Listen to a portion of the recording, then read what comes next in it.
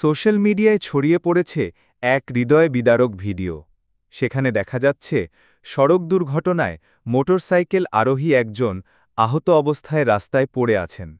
এরই মধ্যে পেছনে থাকা একটি ট্রাক থামলেও চালককে দেখা যায় ভয়ঙ্করভাবে আহত ব্যক্তির ওপর গাড়ি তুলে দেওয়ার চেষ্টা করতে। ভিডিওর দৃশ্যে স্পষ্ট দেখা যায় ট্রাকটি প্রথমে আহত মোটরসাইকেল আরোহীর পাশেই থামে, কিন্তু মুহূর্তের মধ্যে চালক ট্রাকটি সামনের দিকে এগিয়ে নিয়ে গিয়ে রাস্তায় পড়ে থাকা ব্যক্তির ওপর তুলে দেয়। এখানেই শেষ নয়, ট্রাকটি পরে আবার বেক করে সেই ব্যক্তির মৃত্যু নিশ্চিত করে বলে অভিযোগ উঠেছে। ঘটনার ভিডিও প্রকাশিত হলেও এখন পর্যন্ত এটি কোথায় এবং কবে ঘটেছে তা নিশ্চিত হওয়া যায়নি। তবে ভিডিওটি সামাজিক যোগাযোগ মাধ্যমে ব্যাপক আলোচনার জন্ম দিয়েছে। অনেকেই এটিকে মানবিকতার চরম অবক্ষয় হিসেবে মন্তব্য করছেন।